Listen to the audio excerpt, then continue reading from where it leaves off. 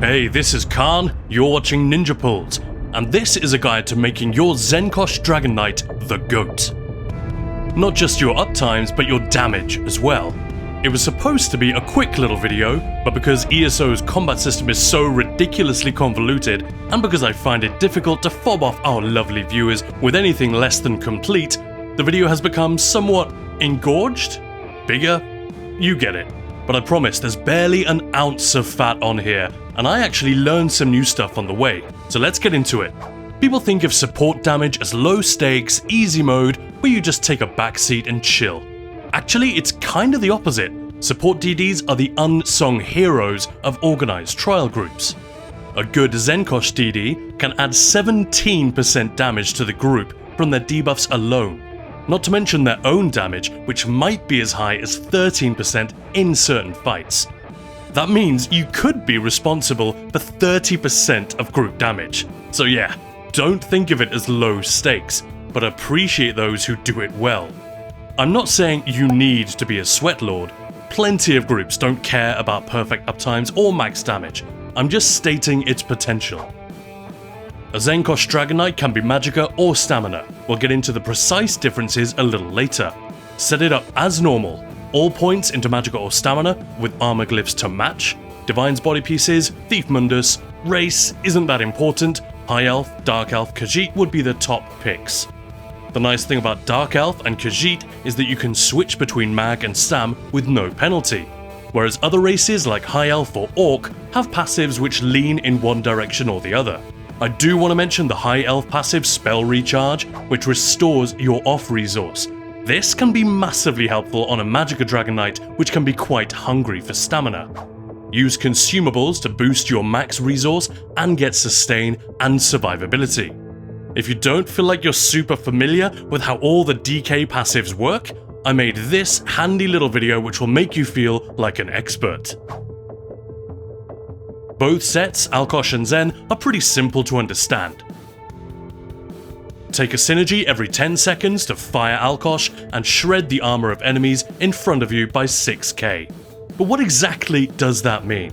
Well, if you cast a Molten Whip for 50k damage, it's the enemy's armor, also known as resistances, which determines how much of that hit goes through. Enemies in trials and dungeons have 18.2k, with each point of armor reducing incoming damage by 0.2%.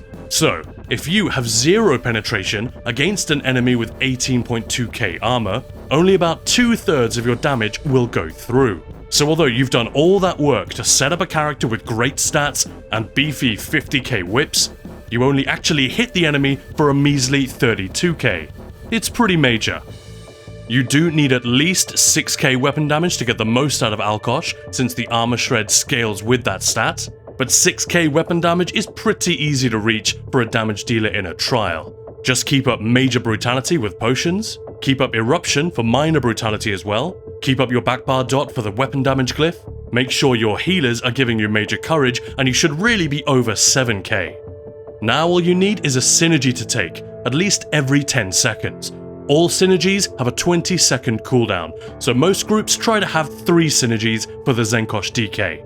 Typically Healing Combustion from Energy Orb, Harvest from a Warden Healer's Budding Seeds, and Grave Robber from a Necromancer's Boneyard. It doesn't have to be those 3, it's just that most groups will have easy access to those.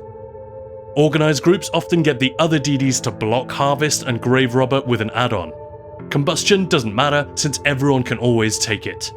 Rune Break from the Arcanist's Fulminating Rune is also available to 3 team members. If you're on console and you can't use add-ons to block synergies, at least not yet, then your buddies will just have to exercise some self-control. Work with your supports and try to make sure there's always a synergy waiting for you as each trash ball gets stacked, and every 8 seconds or so during a boss fight. The damage from the shockwave isn't amazing, but it's not bad either. 1 upfront hit and 4 subsequent ticks every 2 seconds. You can get as much as 3k DPS per target, and if you want to get super nerdy, you can track the effect and refresh it on the off second for more total ticks per minute, but almost no one will bother with that. Given that good trial groups can easily pump out 500,000 damage per second, and over 3 million per second if they're really slick and are nuking multiple targets, that 12% from Alkosh can become a huge figure.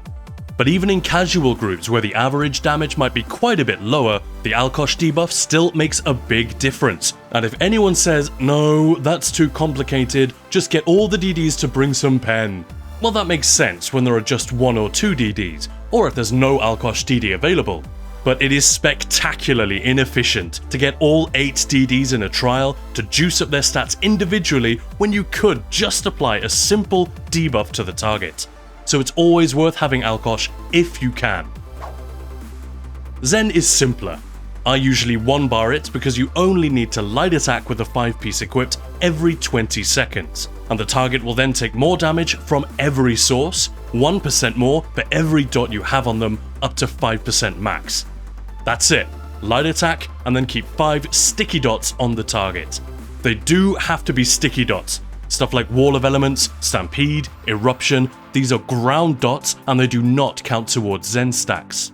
You want attacks that apply a dot directly to the target and that stays on them. Some status effects, burning, poisoned and hemorrhaging, also count, so you might only need to slot 4 dots if you always have at least one of these rolling. Zen is also easier because it's not all or nothing like Alkosh. If you drop to 4 stacks instead of 5, you're just losing 1% damage for a few seconds. Sure, ideally we want to avoid that, but it's not as bad as losing 12% damage. Here are some of the abilities you can use. Barbed Trap. Zen is a single target debuff, so if we're wearing it, chances are it's a fight with a priority target, and that means Trap is probably going to be very handy. Venomous Claw, again, this is so strong, we always want to use it in single target fights. Engulfing Flames. Someone should be running this for the 6% extra flame damage, and it might as well be you. Burning Talons. The initial hit is an AoE, but everything that gets hit receives a sticky dot for 5 seconds. So long as you're diligent about keeping it up on cooldown, this works great. Acid Spray from the bow skill line, this works almost exactly like Talons. Poison Injection, another bow ability, a nice source of poison with beefy execute scaling. Degeneration from the Mages Guild, grants us major brutality and sorcery if we can't get it any other way. Carve from Two-Handed, an incredibly long-lasting dot, which also has a super high damage per cast. Ulfsild's Contingency. If we add flame damage with Lingering Torment, the initial blast also applies a 22-second dot. Nice. Flame Reach with an Inferno Staff, Rending Slashes with Dual Wield, there are plenty of options. These dots do not need to be on the same bar as your Zen weapon. Only the light attack needs to be done on that bar. Hopefully that explains both sets sufficiently. If you do have questions, use the comments section or join the Discord. That's literally what it's for. And it should be clear from this that while Alkosh is a pretty staple debuff, Zen is more of a luxury. You can set up the gear however you want, really. What matters is that you and your group are happy with how it works. I'm not just trying to wimp out of recommending a specific setup, but 1 minute on ESO logs and you'll see there is no such thing. There are a dozen Zenkosh setups, all different, which all get the job done. So if I gave you guys one build to follow, that wouldn't be particularly honest or helpful. And that's one of the big things we want to try to change with this series of videos, to get away from this mentality where you follow a build and instead focus on your knowledge and gameplay. Having said that, this is kind of the archetypal Zenkosh setup. If you show up with this, not much can go wrong. So if you want, you can honestly just screenshot this and stop watching. Or you can treat this as your starting point and go quite a bit deeper. With Alkosh on the body, you can always take synergies whichever bar you're on and the debuff will fire. But if you never suffer from synergy fat fingers, then you can front bar it if you want to run the kilt and the monster set for a bit more damage potential. Just don't take synergies on your back bar and mess up your Alkosh uptimes. Boosting your own damage by a few percent is obviously not worth it if the whole group loses damage as a result. So, 1 bar Alkosh, totally fine, can be a bit stronger, but also more risky. Zen is easy to 1 bar. We just light attack with it every 20 seconds and that's that. I never double bar it. but rather use that space to add a mythic or a 2-piece weapon set. More on that in a minute. Zen even works great on the back bar, and look at that 4-piece bonus. Even on a Mag DK, this Magicka line is not super exciting, and on a Stamina DK, it's worthless. So that's exactly the kind of stat we'd rather have hidden on the back bar, especially if you've got a perfected weapon set with a nice bonus stat which could go on the front instead. Be smart. Which stat do you want active most of the time? You might be asked to run Encratis to buff flame damage group-wide, and also to protect everyone from incoming flame damage, which can be handy somewhere like Rockgrove, but if your group doesn't have that much flame damage, your raid lead might not want to bother with it. In which case you can use Zaan, which hits harder on Dragonknights thanks to the passives World in Ruin and Combustion. All that extra burning also helps our sustain. Plus, it counts towards Zen and might just keep us at full stacks if one of our sticky dots is down for a second or two. You can make one or both of your monster pieces light. In organized groups, you shouldn't need more than that. But it is technically better to keep the head and shoulders medium, since those pieces have a higher armor value, and then put Zen on the waist or hands, since those pieces contribute the least amount of armor. But this does not affect damage, only our survivability, and only slightly, so almost no one bothers with it. Up to you. If you're brave enough to front bar Alkosh, you can add the Urmage Mythic if Cleave is super important, or the Kilt if you want to push a bit more damage and aren't worried about the stacks. That's the setup I use in the Magicka dummy test later in the video. The Kilt is a great way to reach the 125% critical damage cap, but many players will just slot Backstabber and add a weapon set. On the dummy, the Kilt is only 2 to 3k ahead.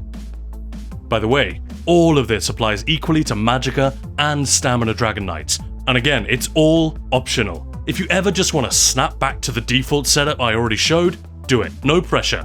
Or if you like to optimize but are getting a little bit overwhelmed by all the options, don't worry. My advice is just to think purely about the fight. Is it most important to focus the boss or to cleave multiple targets? If you're wearing Zen, chances are there is a single priority target, and the faster it dies, the sooner you win.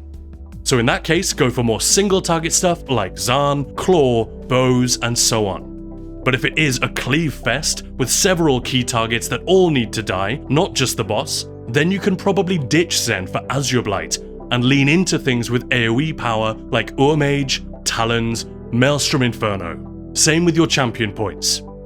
If you just make that one key distinction between focus damage and true multi-target fights and make some tweaks based on that, you'll already be way more effective. Moving on to the abilities and rotation, it's a good idea to keep it as much like a normal, full damage Dragonknight as you can. Start with staples like Molten Whip, Standard of Might, Burning Talons, Flames of Oblivion, Eruption, Venomous Claw, Barbed Trap, Dawnbreaker. You will probably want Engulfing Flames as well if nobody else in the group is running it. If you've put Alkosh on the body and Zen on the front bar, a Maelstrom Inferno works great on the back. The rotation has that nice, easy 15-second structure, 3 talons for every blockade, and dots and whips in between. Blockade is also perfect if you're wearing Encratis, or if you're using Stone Giant as a spammable and want to take some pressure off your stamina. However, if it's the other way around and you want to make Magicka sustain a bit easier, or if you don't have Encratis, you can switch to a Maelstrom 2H with Stampede and Carve, or a Maelstrom Bow with Endless Hail and Poison Injection. All 3 Maelstrom weapons work great, and the primary dots all last 15 seconds, so the rotation barely changes. Even if you put a Zen weapon on the back bar dots don't change, and the rotation should always feel pretty familiar. As I said, putting Zen on the back bar lets you use Alkosh as your front bar set, so long as you trust yourself with the synergies. This in turn makes room for a mythic, or alternatively, you can leave Alkosh on the body and use that free space for a weapon set. There are at least 3 that work great on the front bar. The simplest is the Black Rose Daggers. It is irritating that we must be in combat to activate the buff, but it does boost our damage and our survivability. So if you're on a Magicka Dragonknight and running Blade Cloak anyway, this is a perfectly good choice.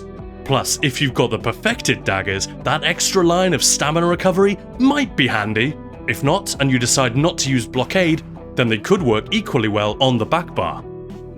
A Stamina Dragonknight can do exactly the same, but since we've got Zen on the back bar, a Stamina DK could also use the Vatishran bow with snipe, or the Black Rose bow with magnum shot. Both are pretty niche, but worth mentioning. The Vatishran bow boosts damage from snipe, specifically lethal arrow, the closer you are to your target. This puts it on a par with Molten Whip as a spammable, but without the hybridized cost. This is good for situations where you don't need to provide stagger, but you cannot sustain the Magicka cost of Whip alongside Talons, Eruption, and all your other Magicka dots. I would then combine this with a Zen bow, with Poison Injection, and make it a 20-second rotation instead of 15, so we do 4 casts of Talons instead of just 3 each rotation.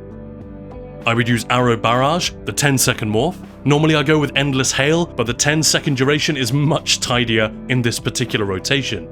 And Acid Spray. Keep Whip slotted passively on the back bar for Seething Fury, and leave everything else more or less as it is. I do love a rotation which combines Talons and Acid Spray, which is partly why I included this as the Stamina Dummy test. The rotation is a bit more chaotic and Sustain is definitely a weak point. I needed to use Candied Jester's Coins for Magicka Sustain on the dummy, but in good groups and shorter fights, things should be much easier. You could use a max level Ragu recipe or Bewitched Sugar Skulls.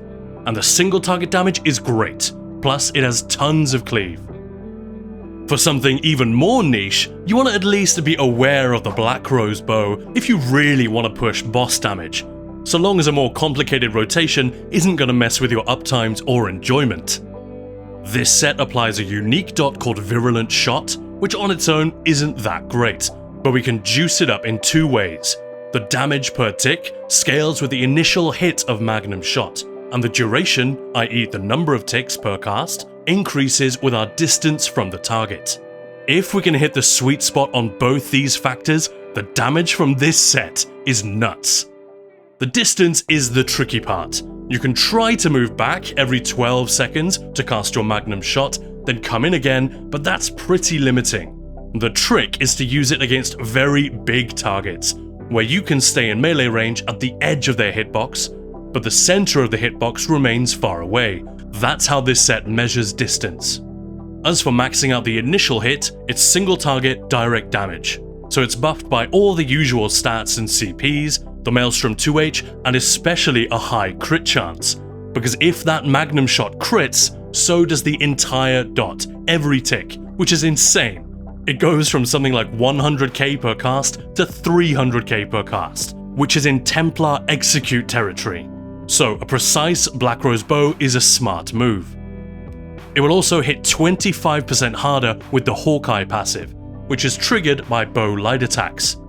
You do not need to have a bow on both bars to keep this up, but if you spend 3 seconds on the back, then miss your next light attack, you can lose the stacks.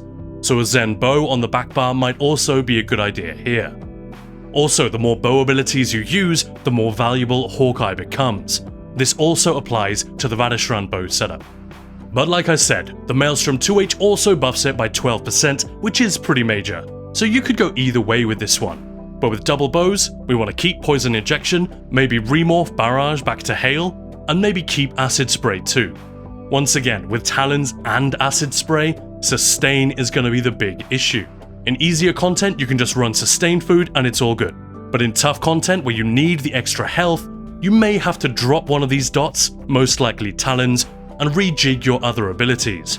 It is pretty handy sometimes that Stamina Dragonknight has so many spammables to choose from. Like I said, this one is very niche, but it's exactly the sort of outlier that it's good to be aware of, and I know it works great against Teleria in Dreadsail Reef, and that it's been popular in Asylum in the past, although probably not on Zenkosh setups. There are so many ways to cut it, and small differences in your setup are unlikely to affect performance in a major way, so feel free to just use whatever you've got, or to really optimize and test different combos. Both are valid. Finally, positioning. Thankfully, this is easier than many people think. The shockwave from Alkosh is not a cone, but a corridor which is pretty wide and surprisingly long. That's what she said. Anyway, I set this up to show exactly what gets hit when you take a synergy, and we know that blockade is 12 meters by 18 meters, so I guess Alkosh is about 10 by 15. Doesn't really matter, the point is that it's pretty hard to miss. Even if enemies are standing directly to your left or right, so long as they're in front of you, they should get hit and debuffed, so you don't need to fret too much about where you stand, just where you're facing. Zen and Alkosh can sometimes conflict with one another. For example, if you want to stay close to the boss for Zen dots like Claw, Talons, Trap, but you also want to stand back to hit all targets with Alkosh, Rock Grove hard modes come to mind. But if your group is coordinating to that degree, then your raid lead should be able to tell you how they want it done. It's not rocket science. But ever since the Arcanist arrived in ESO, it's become very obvious to me that many players underestimate positioning as a DPS factor. So I want to make sure I mention it now and then. Now a couple of dummy tests. Starting with the Magicka Dragonknight with Zen 2H backbar, Alkosh daggers front bar, Zaan and the kilt. Pre-buff with Flames of Oblivion, Cloak, Trap and then Talons, Stampede, Eruption, Claw, Carve. Then Talons, Degen, Standard, Whip, Whip, Talons, Whip, and so on.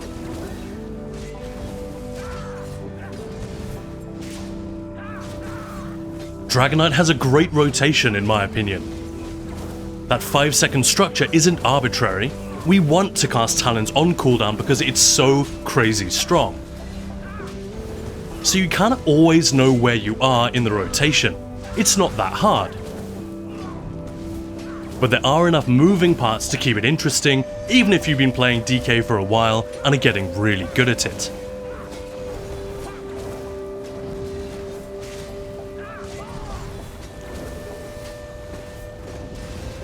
Apart from Talons, the priorities are Stampede, Carve, and Degeneration. You can recast Flames of Oblivion early sometimes to keep Seething Fury stacks from running out, but it doesn't make that much difference. If in doubt, Trap is also a priority, but there's not too much juggling of timers involved.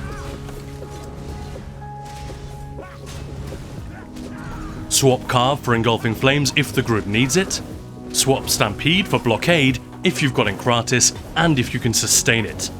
And try to take a new synergy every 8 seconds or so.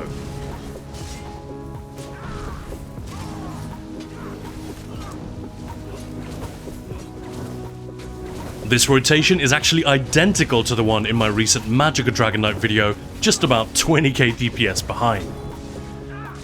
But when you consider that I was using Null Arca and Highland Sentinel in that test, and that a Reliquant and Runecarver setup will typically top out at around 119, 120, then 108 on a support DPS loadout really isn't that bad.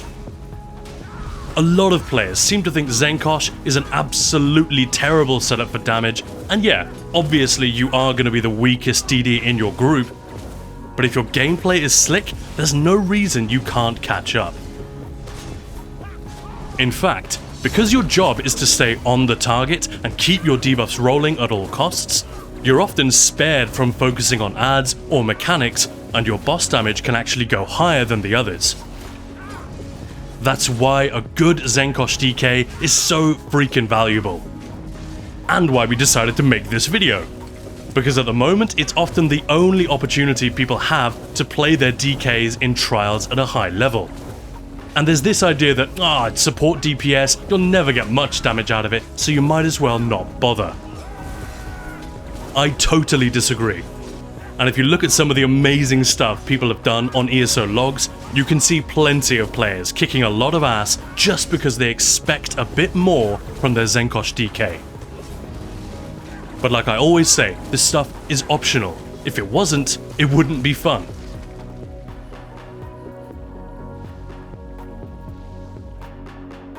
$108, which is respectable. Without Zaan, that would drop to about 104.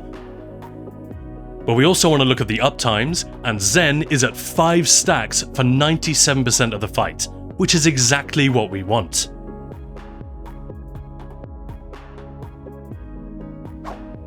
Next, the Stamina Dragonknight with Zen Bow on the back bar, Vatishran Bow front bar, Zahn, and no kilt this time, but the Backstabber CP instead. Pre-buff with Flames of Oblivion, Trap, Hail, and Standard. Then Spray, Talons, Injection, Eruption, Claw. Then Spray, Talons, Hail, Spam, Spam.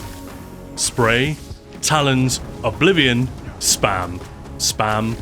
Spray, Talons, Hail, Trap, Spam.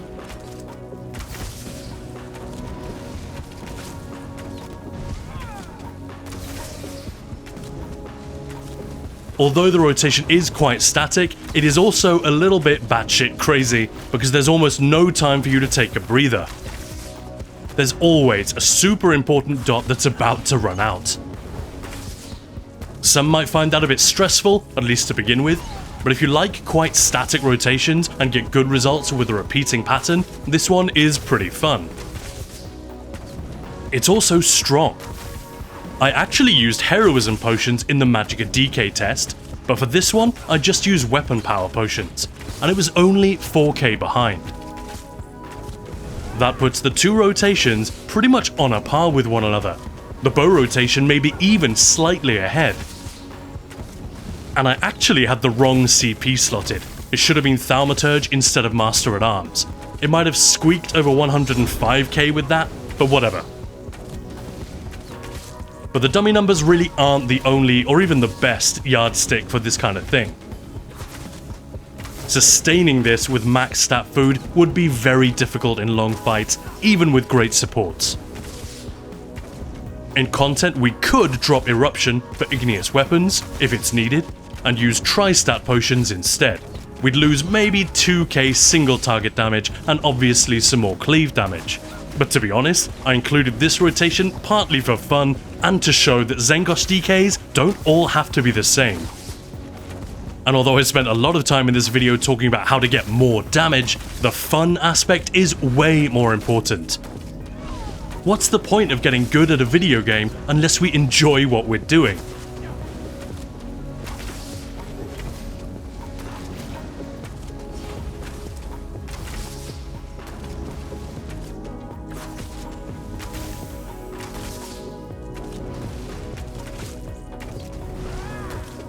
Most raid leads will not put pressure on you to pull big damage numbers as a support DD.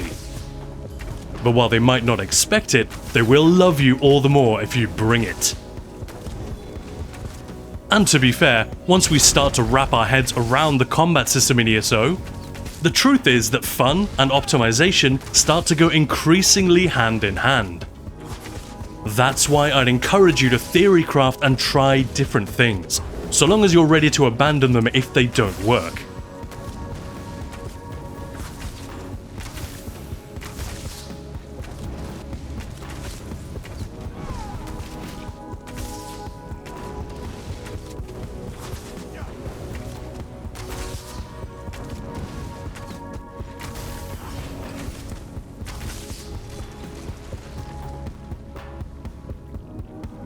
(104), again, without minor heroism. It's not for everyone, but the right player in the right fight can definitely get some good results with a version of this setup. And again, Zen uptimes are fantastic, 98% this time. That's it. We had a lot of requests for this video, so I really hope I was able to deliver. If you thought I didn't do too bad in places, please share the video in your Discord servers. It helps us so much when people do that. Maya and I want to make Ninja Pulls the premium resource out there for players who are really curious about ESO's combat, but also the lore and all the really nerdy stuff. So we're always looking for feedback, which will help us better understand what we're doing right and what we're missing. Let me know in the comments or join our Discord. We also welcome any support you're able to give, which we need to make these guides. I still have 11 to go. A massive thank you to all the legends who already support us on Twitch, YouTube, and Ko-fi. Please consider joining their ranks, and I'll try to keep up my end of the bargain. Stamina Dragonknight is next. As always, thank you so much for watching, May your uptimes be plentiful, and I'll see you in the next one.